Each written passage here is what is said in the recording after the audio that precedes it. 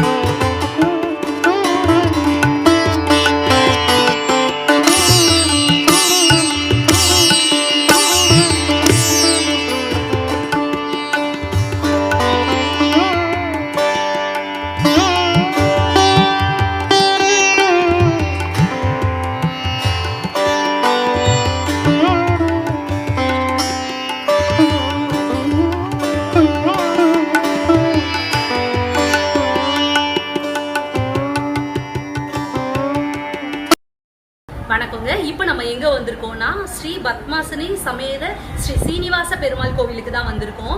இதை வந்து மேல திருப்பதின்னு சொல்லுவாங்க. இது வந்து மேடவாக்கத்தில் இருக்குங்க. ரொம்ப ரொம்ப பழமையான கோவில். அதுக்கு ஒரு உதாரணம் பார்த்தீங்கன்னா இங்கே மேலே பாருங்களேன், மீன் சின்னம்லாம் கூட இருக்கு. அந்த பாண்டியர்கள் தான் மீன் சின்னம் வச்சிருப்பாங்க. அவங்களோட சிம்பிள்னா அந்த மீன் தான். இதை வச்சே சொல்லலாம் இது ஒரு பழமையான கோவில்னு சொல்லிட்டு. மேடவாக்கத்துக்கு ரொம்ப பெருமை சேர்க்கிற ஒரு கோவில்னா இந்த கோவில் நம்ம சொல்லலாம். இது ரொம்ப ரொம்ப பழமையான கோவில், ரொம்ப சக்தி வாய்ந்த கோவில். நிறைய அரசர்கள்லாம் வந்து இங்கே பூஜை பண்ணியிருக்காங்க. ஸோ உங்களுக்கு நேரம் கிடைச்சா கண்டிப்பாக இந்த கோவிலை வந்து விசிட் பண்ணுங்க. ரொம்ப அழகான கோவில். சின்னதாக ஒரு சின்ன குன்று மேலே தான் இந்த கோவில் அமைஞ்சிருக்கு. ரொம்ப ஒரு சிறப்பான ஒரு கோவில். கண்டிப்பாக வாங்க. இது வந்து சனிக்கிழமையில பார்த்தீங்கன்னா ரொம்ப கூட்டம் நிறைய இருக்கும். அதே மாதிரி முக்கியமான ஏகாதசி நாட்கள் எல்லாம் மாசத்துக்கு வரும் பார்த்தீங்களா, அந்த ஏகாதசி நாட்கள் எல்லாமே கூட ரொம்பவே கூட்டமாக இருக்கும். ரொம்ப அழகான ஒரு கோவில். இந்த கோவிலுக்கு வந்து நீங்கள் பிரார்த்தனை பண்ணிட்டு போங்க, கண்டிப்பாக உங்கள் பிரார்த்தனைகள் பலிதமாகும். இப்போ நம்ம கோவிலுக்குள்ளே போயிடலாங்க. கோவிலுக்குள்ளே போனால் இந்த வந்து ஸ்ரீ மேல திருப்பதி அப்படின்னு சொல்கிறாங்க. அருள்மிகு ஸ்ரீ பத்மாசனி சமேத ஸ்ரீ ஸ்ரீனிவாச பெருமாள் திருக்கோவில் ஸ்ரீதேவி பூதேவியோட அருள் பாலிக்கிறாரு. இந்த கோவிலை மேல திருப்பதி அப்படின்னும் சொல்கிறாங்க. திருப்பதிக்கு ஈக்குவலான ஒரு கோவில்னு சொல்கிறாங்க. திருப்பதி போக முடியாதவங்கெல்லாம் மேலே திருப்பதியான இந்த சீனிவாச பெருமாள் கோவிலுக்கு வந்தோம் சேவிச்சுக்கலாங்க. இது மேடவாக்கத்துக்கு அருகில் ஒரு குன்றில் தான் அமைஞ்சிருக்கு. நிறைய குன்றுனா ஒரு மலை மேலே அப்படிலாம் இல்லை, ஒரு சின்ன குன்றுன்னு தான் சொல்லணும். நம்மளால் வயதானவர்கள் கூட எளிமையாக ஏறி போகிற மாதிரி தான் உங்களுக்கு படிக்கட்டுலாம் வச்சுருக்காங்க.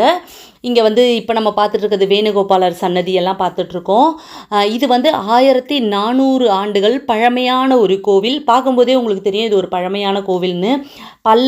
பல்லவ மன்னவர்கள் காலத்தில் தொண்டை மண்டலத்தில் கட்டப்பட்ட பல்வேறு வைணவ திருத்தலங்களில் அபிமான ஸ்தலம் அப்படின்ற வகையில் இது ரொம்ப புகழ்பெற்ற ஒரு ஸ்தலமாக கருதப்படுதுங்க. அபிமான ஸ்தலம் அப்படின்னு கருதப்படுதுங்க.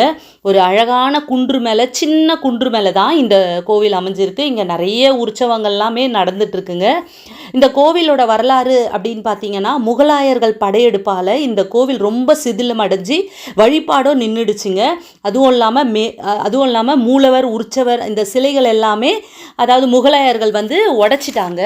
அதுக்கு பிறகு சுமார் 80 வருஷங்களுக்கு முன்னாடி பக்தர் ஒருவர் என்ன செஞ்சார்னா, பிடி அரிசி திட்டம் அது மூலமாக வசூல் செஞ்சு தாயார் சந்நிதியாக இருக்கட்டும், ஆண்டாள் சந்நிதி மற்றும் அர்த்த மண்டபத்தை உருவாக்கினாங்க.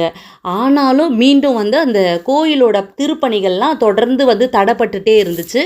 திரும்பவும் விடக்கூடாது அப்படின்னு சொல்லிட்டு திரும்பியும் இந்த கோவில் திருப்பணியை செஞ்சு அதுக்கப்புறம் தான் சுதர்சனர், கருடன், ஆஞ்சநேயர், ராமர் பாதுகை, தேசிகர் இந்த மாதிரி சொல்லிட்டு தனித்தனி சன்னதிகள் இந்த கோவிலில் கட்டப்பட்டுச்சுங்க. இது எல்லாமே இந்த கிராம மக்களோட ஒத்துழைப்பால் மட்டும்தான் இந்த கோவிலை வந்து இந்த அளவுக்கு அழகாக கட்டி முடிச்சிருக்காங்க. இதோட கும்பாபிஷேகமும், அதாவது கும்பாபிஷேகம் சொல்ல மாட்டாங்க, சம்ரோக்ஷணம் சொல்லுவாங்க. கும்பாபிஷேகம்னா நம்ம சிவன் கோவிலில் பண்ணுறத கும்பாபிஷேகம் சொல்லுவாங்க. பெருமாள் கோவிலில் பண்ணால்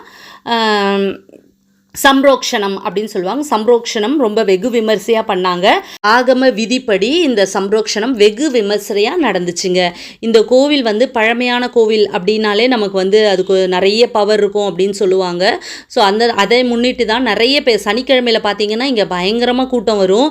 அதுவும் இல்லாமல் இந்த புரட்டாசி சனிக்கிழமையில் பார்த்தீங்கன்னா எக்கச்சக்கமான கூட்டம் எல்லாமே அதாவது நிற்கிறது கூட இடம் இல்லாமல் அந்தளவுக்கு கூட்டமாக இருக்கும். அதுவும் இல்லாமல் இப்போ வைகுண்ட ஏகாதசி அப்போ இங்கே வந்து நிறைய கூட்டம் இருந்துச்சு. நிறைய பேர் இந்த கோவிலுக்கு வந்திருந்தாங்க. இந்த கோவில் ரொம்ப ஒரு சிறப்பான கோவிலாக தான் இந்த மேடவாக்கத்தோட சிறப்பே இந்த கோவில்னு சொல்லலாம். அந்த அளவுக்கு ரொம்பவே ஒரு அழகான ஒரு கோவில் தான்.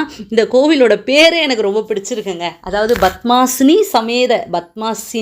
அந்த வார்த்தையே ரொம்ப பத்மாவதி அப்படின்வாங்க. இங்கே வந்து பத்மாசினி, அந்த பத்மாசினி தாயார் சமேத ஸ்ரீனிவாச பெருமாள் கோவில் ரொம்ப இதுவாக இருந்துச்சு. நான் ஃபுல்லாக பார்த்துட்டு சுவாமியை நல்ல பிரதட்சணம் வந்துட்டு இருந்தேன். நல்ல தரிசனம் கிடச்சிது.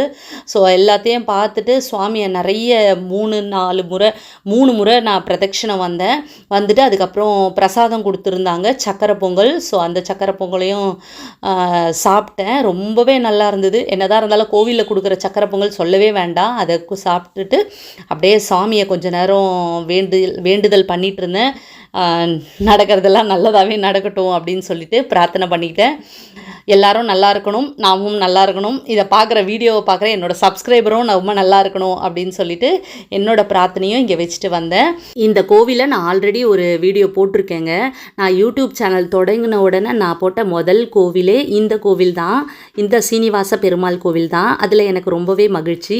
அதே போல் இந்த கோவிலை முதல்ல வீடியோ போட்டதும் நான் தான். அதுலேயும் எனக்கு ஒரு பெருமை தான்.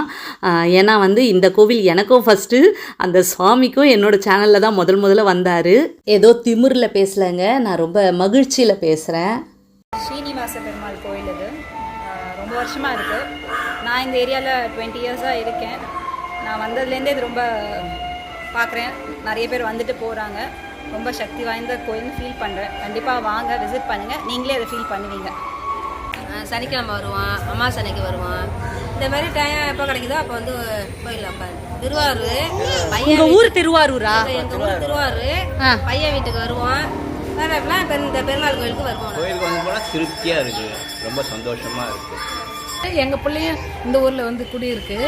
இதான் நான் ஃபஸ்ட் டைம் பெருமாள் கோயிலுக்கு வந்திருக்கிறோம். இது நல்ல சக்தியான பெருமாள்னு சொல்லியிருக்காங்க. அதனால் இந்த ஃபஸ்ட் டைமில் வந்து வேண்டின்னு இருக்கோம். இதுக்கு அடுத்தடுத்து வருவோம் இந்த கோயிலுக்கு. நாங்கள் உங்களுக்கு இங்கே தான் வீடு? நான் வருவேன் கோயிலுக்கு. சக்தி வாய்ந்த பெருமாள் தான், இதெல்லாம் நிறைவேற்றுறாரு. நல்ல பெருமாள். கோவிலை நம்ம ஃபுல்லாக சுற்றி பார்த்துட்டோம். ரொம்பவே சக்தி வாய்ந்த ஒரு கோவில், பழமை வாய்ந்த 1400 ஆண்டுகள் பழமை வாய்ந்த கோவிலுங்க. இந்த கோவிலுக்கு வந்து நீங்களும் பாருங்கள். ஏன்னா மேலே திருப்பதின்னு சொல்கிறாங்க, திருப்பதிக்கு ஈக்குவலான கோவில்னு சொல்கிறாங்க. இந்த கோவில் காலையில் 7 மணிக்கிலேருந்து 10:30 வரைக்கும் கோவில் நடை திறந்துருக்கோங்க. அதே மாதிரி ஈவினிங் 5 மணிலேருந்து 8 மணி வரைக்கும் நடை திறந்துருக்கோங்க. சனிக்கிழமை அப்படி விசேஷ நாட்கள், அதாவது ஏகாதசி அந்த மாதிரி நாட்களில் கோவில் வந்து கொஞ்சம் டைம் வித்தியாசப்படும். கொஞ்சம் நிறைய நேரம் ஓப்பனில் வச்சுருப்பாங்க, திறந்துருக்கோங்க நடை. ஸோ கண்டிப்பாக வந்து பாருங்கள். நான் இன்னொரு பதிவில் உங்களை மீட் பண்ணுறேன். பாய்.